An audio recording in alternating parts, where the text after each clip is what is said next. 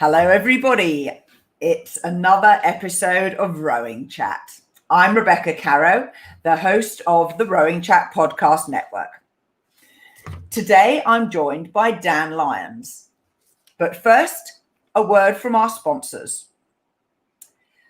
The Nuts and Bolts Guide to Rigging is known as the definitive book on modern rigging. Do you know it started as a spiral-bound, almost home-produced affair, but it's now become the authoritative book on rigging. The author, Mike Davenport, takes the reader through rigging, sculling and sweep boats, equipment care, what tools are best to use, and how to gain speed through taking actions off the water. You can find this and all of Mike's other expert literature, articles, videos, training courses on his website, maxrigging.com, or follow the link on the Rowing Chat sponsors page or in the show notes of this podcast. Our second sponsor is the Speedcoach Summer Regatta Series. This is a way for rowers to race on the water and directly compare their performance to other athletes around the world by uploading your race session to an app under the Compete tab. It's completely free to participate. And in the absence of other regattas in the summer calendar, it's a way to train, measure your progress in ways beside erging and indoor training. You can find out more on the Rowing Chat sponsors page, rowing.chat/sponsor. And now I'm very pleased to welcome for the first time to Rowing Chat, Dan Lyons. Rebecca, how are you? I am delighted to be here with you. Yes, and the same. So, Dan, tell the listeners a little bit about yourself and your background in rowing. Well, I began rowing when I was 10, or was introduced to the sport by my father, who actually had started rowing himself in 1932 at the age of 14 at Roman Catholic High School in Philadelphia. And he rowed out of Penn Athletic Club and made the Olympic team in 1940. But of course, the 40 Olympics were canceled because there were other things going on at the time.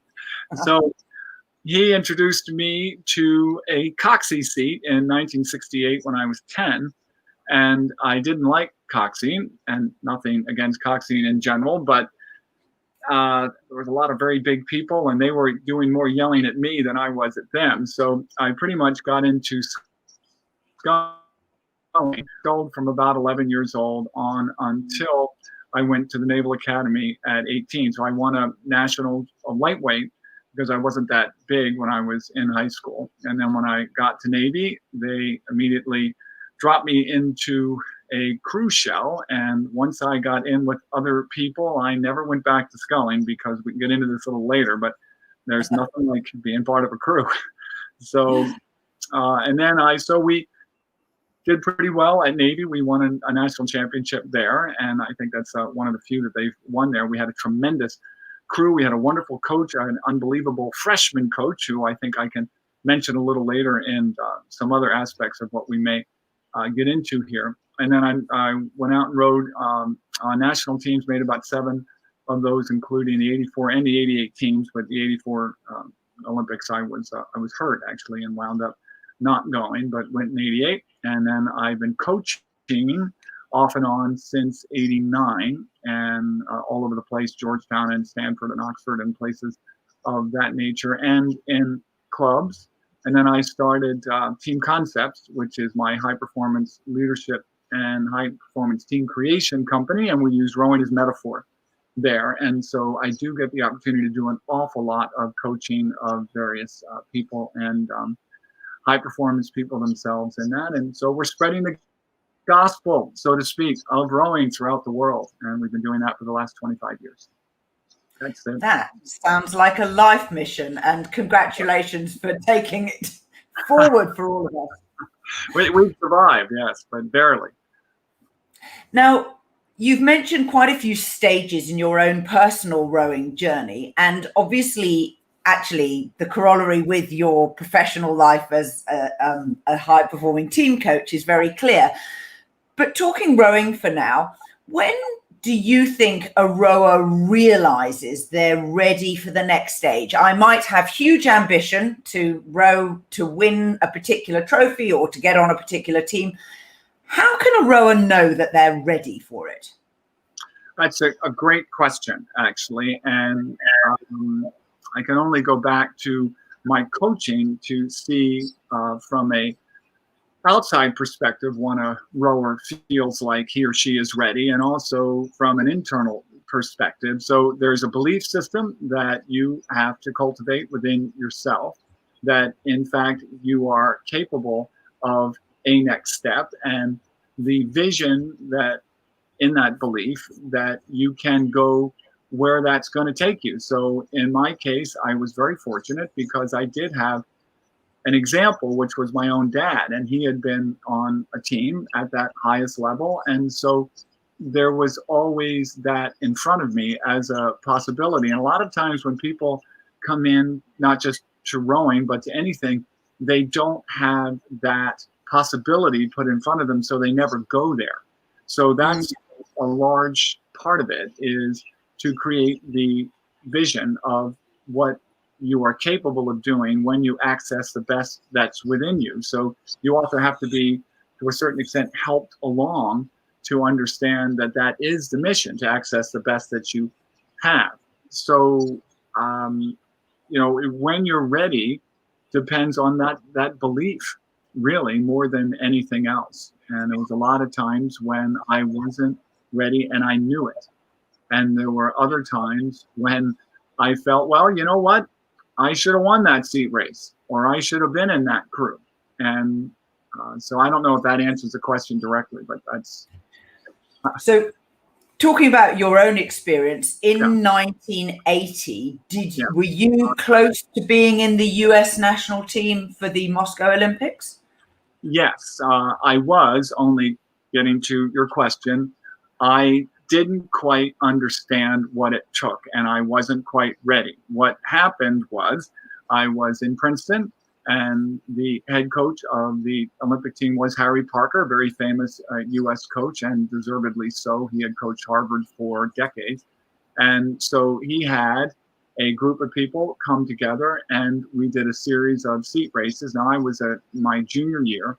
Actually, I think I entered my snow as my junior year at the time at the Naval Academy. And we had a seat race against a savvy veteran who was a good 10 years older than me. And when we pulled the boats together, now at that point, of course, we didn't have the same kind of oars. It wasn't the carbon fiber oars that we have now. They were wooden oars, and there were a lot of different manufacturers of the wooden oars.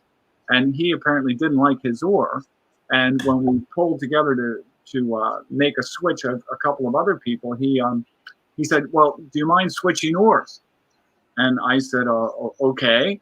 And we did. And of course, the oar that he gave me was not good. So when we wound up racing, and I didn't do well. And a lot of it was because I just never mastered the oar, and I wasn't ready to do what was required to get everything right, to do the best that I could. And then after that, however, when I saw how he had done, I thought, I should have been on that team. And I think I should have been on that team, but I didn't realize it. And in fact, I don't know if I would have risen to the occasion at that point. So it's very interesting, isn't it? Because there is no substitute for experience, but you can help yourself along the way by listening to and asking questions of more experienced athletes. And I also have a seat racing anecdote where I was substituting into a seat race. I wasn't being considered, but I was the spare person to make up the numbers. Mm-hmm. And I remember the final race of the day, and they were racing lightweight women in quads. And the boat that I was in, I was sitting in the bow seat. My job was just to steer them and keep them on the rate and whatever. And they switched us into this boat that was big. It was a men's quad. And I had extremely light women, so like two of them in this boat with me. And I realized, because I know how seat racing works, what was going on. And so I just said to them, look, guys, at the beginning, we're in a big boat. So what we're going to have to do is you've got to lift your hands earlier at the catch. You've really got to make a backsplash and make sure that you get that catch in, because it's going to be higher than you're used to. So we're not allowed to speak in the race, but, you know, before the race, this is what we're going to focus on. And we beat the crew that we shouldn't have beaten. Mm-hmm. Absolutely. That's experience talking, no question. Well done, Rebecca. Well, sadly, it wasn't my seat race, but, you know, the coach probably didn't appreciate that I gave them of my experience. But of course, I was neutral and I really didn't have anything to lose except to say, this is my crew right now. We're going to try and win, which is, for me, the approach to any seat race. That's right. That's right. Absolutely. That's the only thing that matters. When you get into a situation with anybody else whom you have the opportunity to bring to a higher level, you take that opportunity and you do it, because it's only going to turn out eventually or directly to your benefit. And you just proved that. So let's talk a little bit about seat racing. What should people know about it? Biggest thing about seat racing, like about rowing in general, is that when you get into that boat, when you're switched into the four or the pair or whatever your seat racing is, that is your crew. At that minute, it is all about what is going to happen in the next 5 minutes or however long the seat race is. What just happened doesn't matter. It's past. So what you have to do at that point is lock everybody into and understand what the rhythm is, who's stroking the boat. You're stroking the boat. It's unlikely because they don't usually do it that way. They switch everybody, of course, as you know, around the stroke. But when you get in, you want to announce yourself and what's going on in the boat and who's who in the zoo, so to speak. And then when you start rowing, you want to be able to lock in and ask questions about what the rhythm is. Are you emphasizing the front end? How are you doing on the mid drive? How are we together here? And so forth. And you'll lock your gaze onto the back of the neck in front of the person in front of you, and you are beginning to feel everything that's going on in there, because it is 100% about alignment after the first 10 or 15 strokes, especially because that first 10 strokes, you are hyped up and you're going to be jumping on it like nobody's business. But then you want to be that force in the boat that is all about alignment. People are going to be locked into themselves, are going to be nervous and anxious, and they're not going to be speaking a lot of times. So when you get into the boat, you have to sort of create that environment, that atmosphere of alignment. And you have to ask questions. Things don't just happen. So that's what I would say. Totally. Yeah. So the paddle down to the start is when you ask those questions. Yes. And quite often there are rules about only being able to call ratings and things, you know, during the seat race, but obviously athletes are going to bend those rules. Where do you think it's worthwhile bending a rule in a seat race? Oh boy, it's all, probably the first 10 or 15 strokes. That's about it. And I think the coaches were, when I was rowing, were always pretty locked in to what you were doing. So if the rating was 32, they were going to stop the race if you wanted to bend it beyond 10 or 15. And I actually remember at Henley, this is not a seat race story, but we went against the West German lightweights when we had the Penny C heavies. And we both jumped the start because internationally, pretty much that's what you do. I mean, that is almost a rule. So we jumped it, and we both jumped it pretty badly, but at the same time. So, and we hit the rhythm and the flow, and we were swinging, and basically the race was over within about 25 strokes, because we were a bigger crew, a stronger crew, and we knew that we would win the race if we were in the rhythm. We got into the rhythm. And however, the Germans, who by this time were 3/4 of a length behind, all of a sudden stopped rowing. And the starter came behind and then stopped both of us, because of course we both jumped the start, and he was angry because we'd done it so badly, and he brought us back and we restarted the race. And this time he Started it a little bit abruptly, and we weren't ready. And I caught a crab, and that was it. So stuff happens, then you die. And that was it. So anyway. Isn't it interesting? Yeah. Isn't it interesting? Because there you were, same wind, same water, same cruise, within, less than 10 minutes and 100% different outcomes. Absolutely. Absolutely. We were just caught flat-footed. I was. That's a great anecdote, and also a reflection on the fact that you can prepare as much as you want, and you do need to prepare, but you do also need to know what you're going to do when the unexpected happens. And of course, you can prepare for that too. What happens if we catch a crab? This is what we're going to do. Yes, you have to be prepared and can assume nothing. That's the big deal. I mean, I assumed that it was going to be the same start as it had been before, but the starter was irritated, and we had slowed the regatta down, and I was tucking my shirt in. I had one hand on the oar and one hand behind my back when he started the race.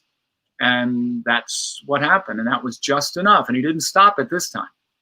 And, it was a good enough crab. Wasn't big, but it was enough to show, knock the rhythm off. And that's all she wrote. Although we did come back, just wasn't enough. So.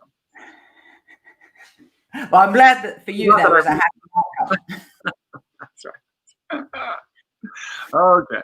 Moving on. After your time at Navy and at Penn, you then went and became a graduate student at Oxford University in the heyday of Dan Topolski. And I will say that as a young child, I always supported Oxford because they always won.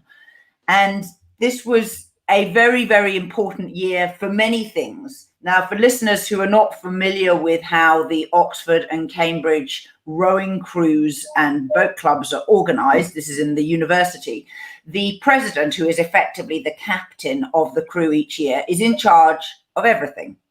They approve the coaches, they approve the selection of crews, they essentially approve the training program as well.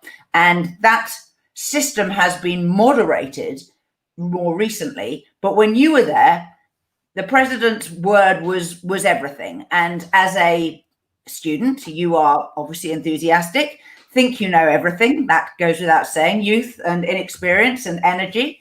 And yet you didn't have a good experience with the people that you were rowing with at Oxford. Would you tell us the story of what happened? Well, they wound up with a couple of books and a movie out of that, which is probably going to give you another story and different ways of looking at it. But the bottom line was, when I got there as a graduate student, I was already, I think, 28.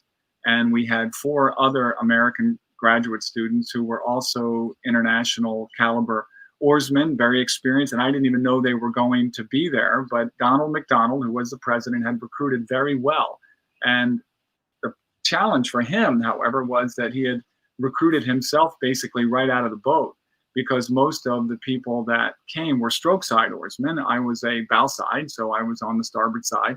And the starboard side, just frankly, filled with as wonderful people as there were there, just wasn't as strong as the port side, the stroke side, because that had 3 of the 4 internationals, American oarsmen, were either medalists in the world championships or they were big, strong guys and that kind of stuff. And the 4th man who wound up getting in there was an Irishman, Gavin Stewart, and he was 6'9", and he went about 230 pounds or so, and was a complete beast. He just hadn't learned quite how to row as smoothly and effectively as everybody else. So we took it upon ourselves to try to help him to learn how to row better, because we envisioned a stroke side that would be absolute dynamite, which it was in practice. And the bow side was very good also, but the president wanted to be in the boat. He had worked very hard to try to get to that point, and the bottom line was he felt he deserved to be in the boat. Previous presidents, if the boat was too strong for them, would step aside and they would go into the second 8, or they would go into ISIS or whatever. But Donald didn't want to do that. He was a 31-year-old grad student himself. He was married. He had a couple of kids. It was very important for him to be in that blue boat for his own personal reasons. And So what wound up happening in the training, and although Donald was the president and could make all of the decisions, the head coach was Dan Topolski. Now, Dan, at that point, was not there all the time. They usually rotated through with 2-week windows of coaches, guest coaches that would come in. So Dan wasn't really entirely aware of what was going on. Now, most of the Americans that were in there, all of us, had been used to a coach who was the overarching authority and that was going to be there every day. So we were used to a little bit more direction, frankly, and we weren't getting it, and we just didn't have the opportunity to get it. So there were a lot of misunderstandings that went on in there, but Donald, bottom line, wanted to be in that boat. So what happened was he tried to switch one of the strokeside oarsmen to bowside, which was Chris Clark, an American. And Chris had never rowed bowside before, and there was really no reason for him to do it, as the bowside was pretty strong. But Donald wanted to do that to open up a seat so that basically he would be able to make the boat on strokeside. So that was, people didn't like that. And it wasn't it wasn't the Americans who didn't like it. It was actually the English oarsmen led by Tony Ward, who came to me and said, Donald's trying to get himself in the boat. So what are you going to do about it? And I said, well, what am I going to do about it? I'm a rower. I'm not the president and I'm not the coach. And they said, well, you got to stand up for us. Now, we were used to standing up for people. And so we said, okay. So I took him and Richard Hull and another Englishman who was a Cambridge transfer in to see Donald. Well, Donald had already anticipated what would happen and was already with the story that this was going to be mutiny. And this was a surprise to all of us who hadn't heard the word mutiny applied in a rowing sense before. And before we knew it, we had been cast in that mode, and Donald had rallied his forces outside, including people who didn't really know what was going on.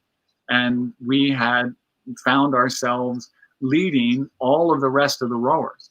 So it was basically just Donald initially and the coaching staff who, again, because they just came in periodically, did not really understand the entire situation against all of the rowers, of which there were about 30, 20, 25, 30 rowers, and the student union and everything else. So it just blew up from there.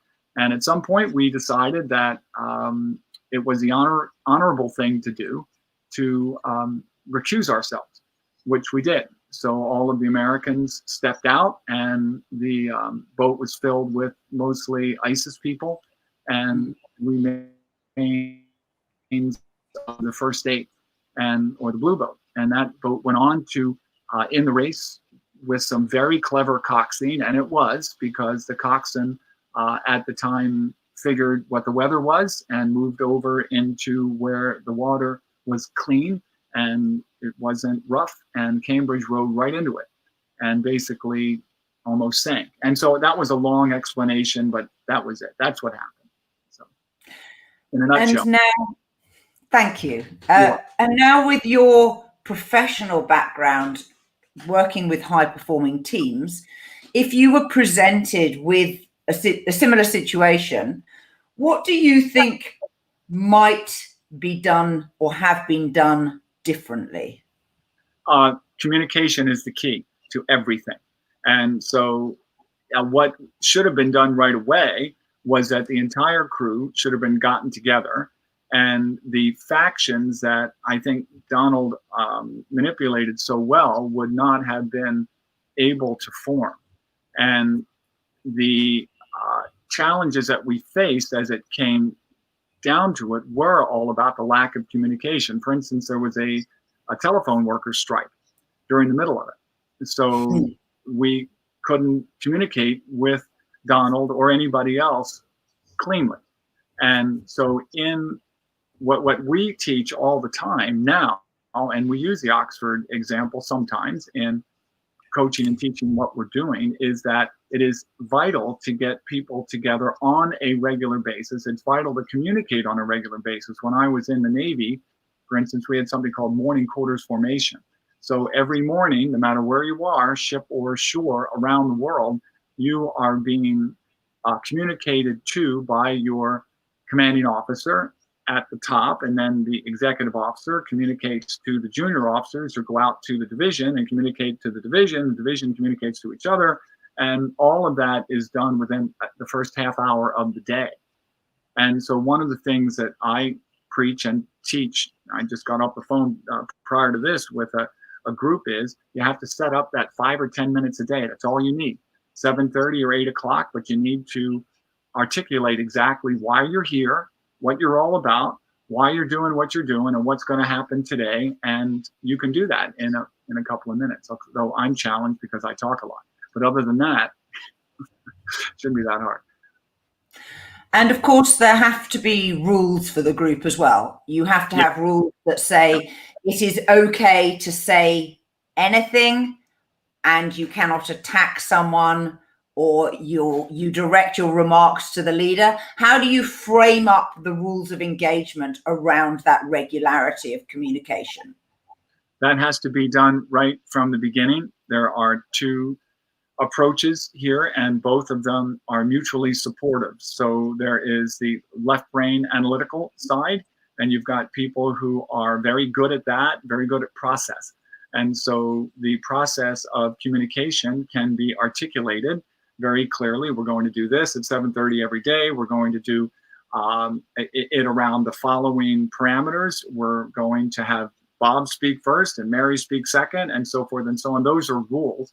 Then you've got the right brain hemisphere, which is all about an emotional and energy, and how do we control that emotional energy. And there are people that are going to be just genetically better suited to that. So both of those are at play in everybody, but to different degrees. But both of them, especially in a highly tense situation like a competitive sport like rowing, where it can get extremely anxious in the crew, you have to be able to have both of those operating at the same time, which is why finding a good coach is both left brain and right brain, or somebody who is predominant one way or the other, understanding that and being able to bring in somebody who can work with him or her as a partner. So I don't know if that made sense, but it makes excellent sense. And of course, one of the things that, going back to your day-to-day rowing club or group, the more experienced people will probably expect to have a bigger voice than people who are less experienced. And also the culture that you come from has a big impact. You mentioned earlier that at US universities and high schools, you're expected to just be told what to do and not to voice an opinion. But if I hear you correctly, opinions were allowed when you came to row in the UK. Yes, I mean, I might have been a little too harsh on that U.S. analogy. I mean, we can talk. We're just used to the coach having the final say. I enjoyed my rowing at Oxford a great deal, both in the blue boat experience, despite all that happened, but a lot more in the college experience. The college rowing was fabulous, and some, frankly, of the best rowing that I ever enjoyed in my time. And a lot of that was the back and forth, but there was also a mission. We were on a mission to win the bumps and everything else. And while there was talking back and forth, we did have a coach. And I think perhaps because of my influence in there, that coach was in charge. And that's the way it went. So anyway. Now, we're going to take those lessons and move them forward. You're going to hold up something called tongue blades. Now, a tongue blade, as I understand it, is a little bit of wood that the doctor usually uses to depress your tongue and says, say "ah" and open your mouth wide. Yep, that's the one. What do you use tongue blades for? The same thing in the morning. No, just kidding. No, not really. What I use it for, and I will just show this right here, if you can see this, you see, is and these aren't crews, these are actually companies that we work with, but this is a tongue blade board, and it's a replica of the boards that were used when I went to the Naval Academy, when I first saw this means of selection and means of assignment to crews. So everybody was issued a tongue blade, and your name was on one side and your side in either green or red, port or starboard, stroke side, bow side, whatever it was.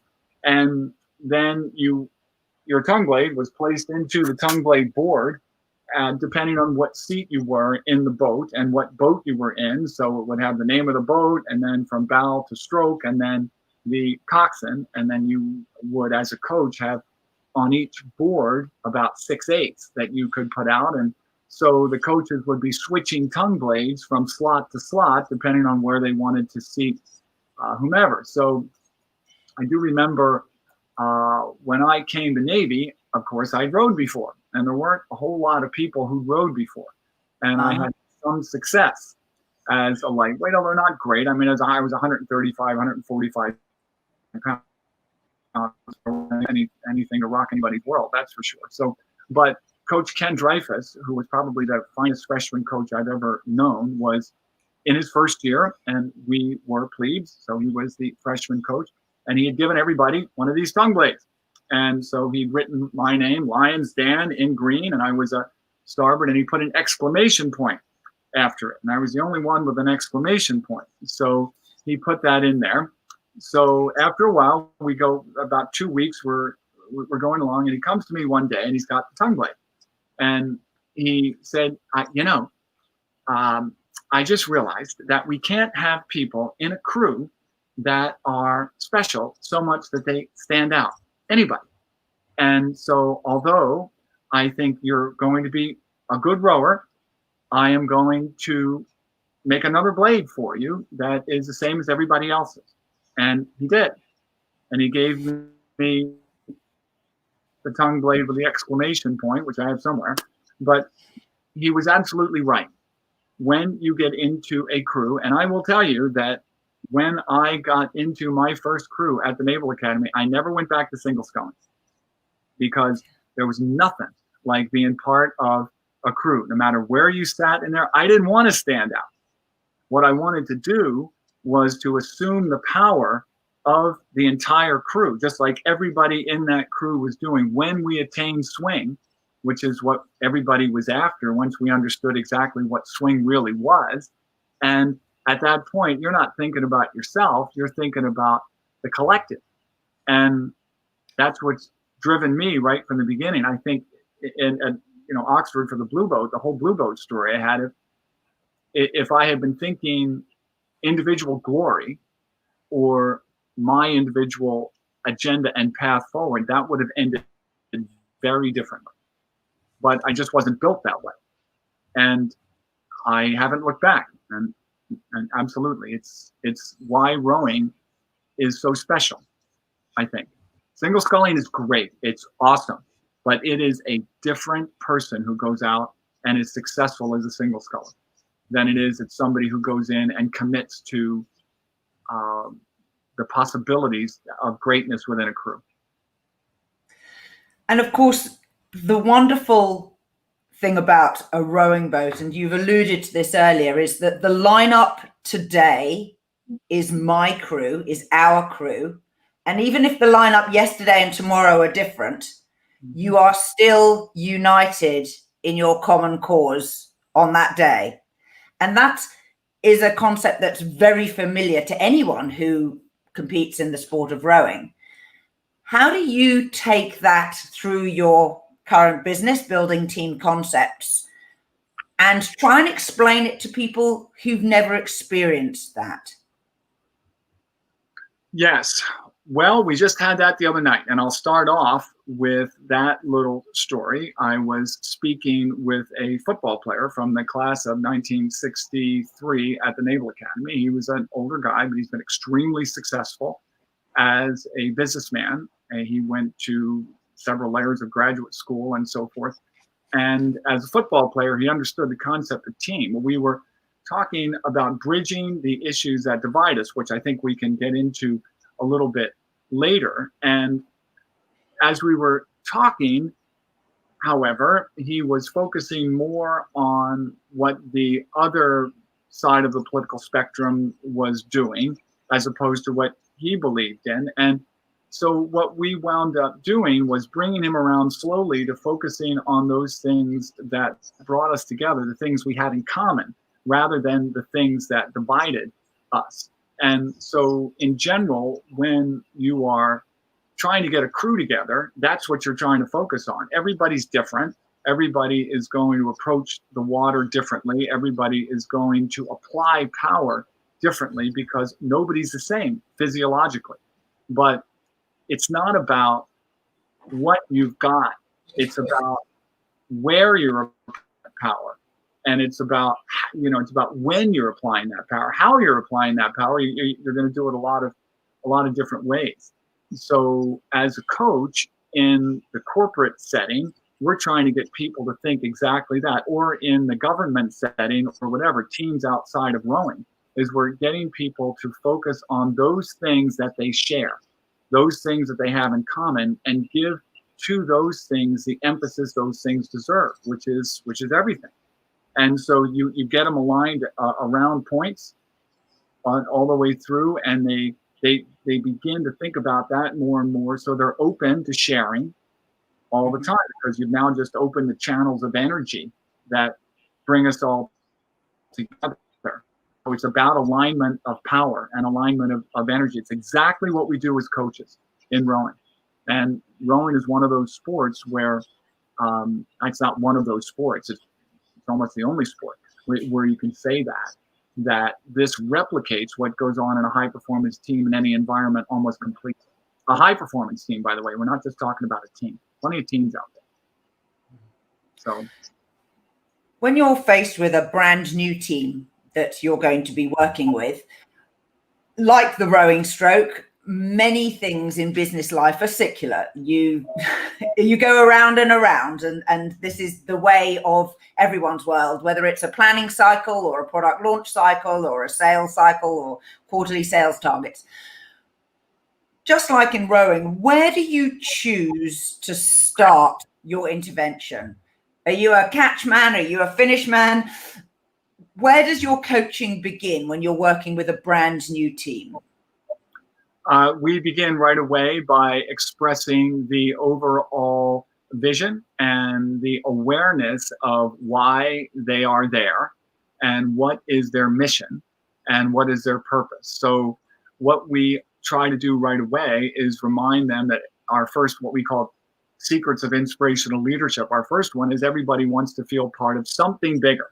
It doesn't matter what that is to a certain extent, but they want to be part of something bigger, because they don't want to feel alone and outcast. They want to feel that they're connected to something worthy of them. And then secret two is everybody wants to feel valued. So we have to get those two concepts across right away in making people understand that goes both ways. The everybody wants to feel valued part. I know I want to feel valued. There's no question about that. The question is, oh my, you want to feel valued too. And how do I do that? And then we have a process, the next 6 secrets of how to get there. And that starts with setting the high performance objective. So you would be shocked, or maybe not, to know how many people in organizations, really quite sophisticated organizations, don't really understand or are aware of what the objective is for that organization, what it is they're driving for. And that could be as simple as what it is they're manufacturing. It could be how they're doing it. It could be what the team that they're on wants to do in the first quarter or the second quarter or whatever. I mean, most people, they just come into the team and then they deal with what they deal with on that day. They try to get an awareness of the complexity of the task in front of them and so forth. But the emphasis of what it is they're there for is extremely important, because that begins the process of aligning energy. And then, our secret 4 is you have to ennoble the effort, or you have to make noble what it is they're doing. You have to give to everybody the base motivation that comes from the heart as well as the head to give import to what it is they're doing, so they will be able to throw themselves at it as a committed whole. And you can't do that if you don't believe in what you're doing and you don't think it has any meaning. And I think that a good leader can give ennoblement or import to just about anything. That is so true. Yeah. And if anyone is listening and wants to take away one thing from the conversation today, I think you've just had a masterclass in how to introduce yourself to a new situation, whether it's at work or home or at the rowing club.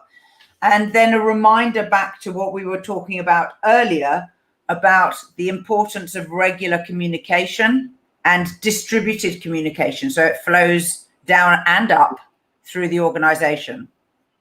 Yes, you cannot, under any circumstances, shut off those ties that bind or shut down the energy flow.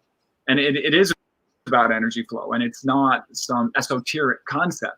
As a rower, you understand that that's what it's all about because you feel it every moment. That blade goes from the time the blade goes in the water until it exits and recovers.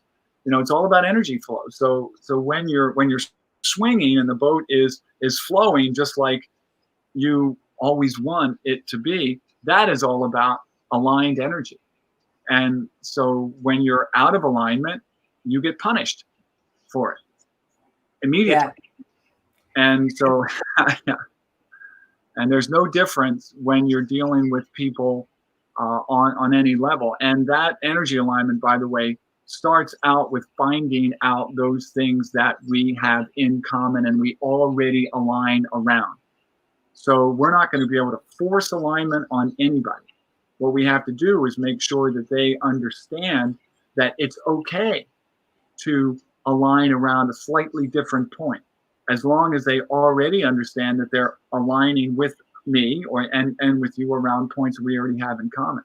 I mean, think about the audience that we're dealing with right now. Obviously, we're all rowers here, or a lot of people that are listening are rowers. So we align right away a big set of commonalities, pretty large set of points, a rowing history, a rowing culture, a rowing way of looking at things, all of it, an amazing amount of alignment. And we can get on here and I can talk like this because I'm totally comfortable.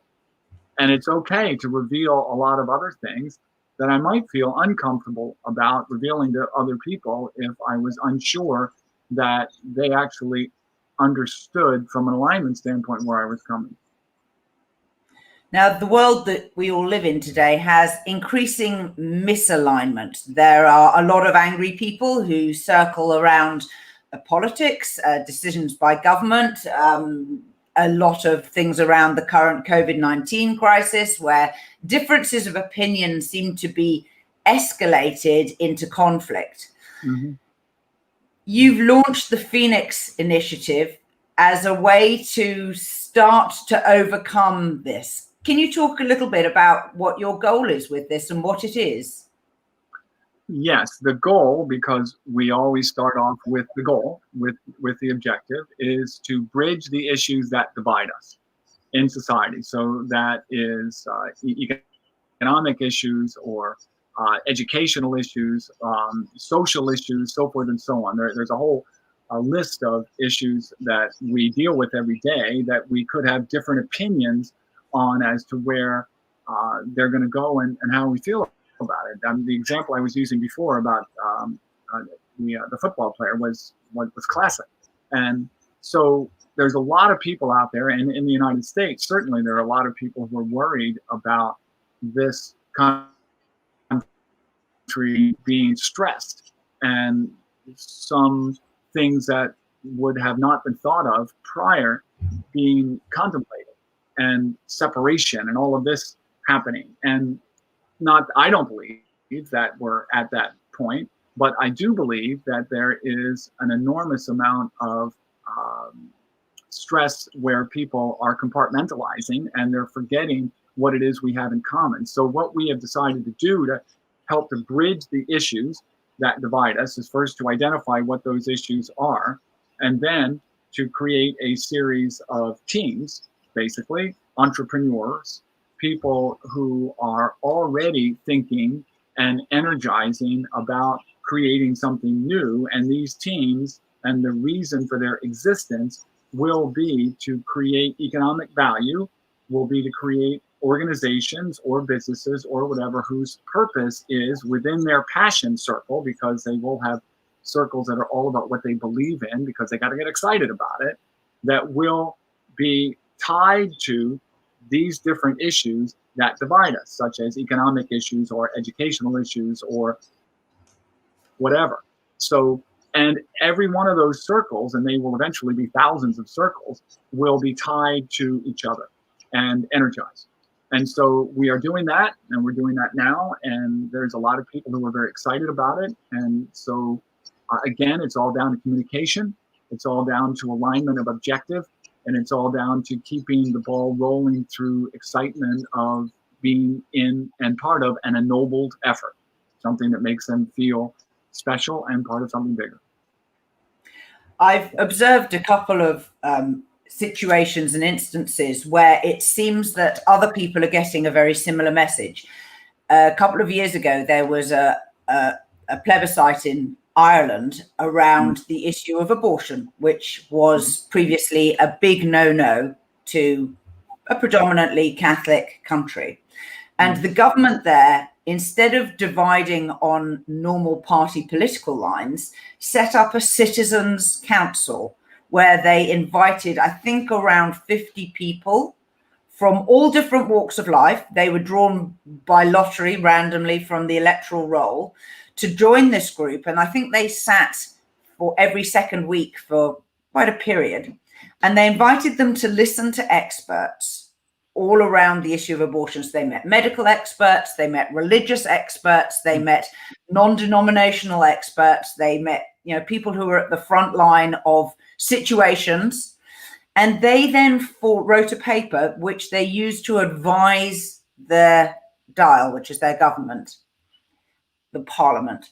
And I thought that was a very interesting approach, because it, as an advisory paper, it had only the weight that they chose to put on it, but yet it came from the voice of the ordinary person who is a citizen of the country in the electorate.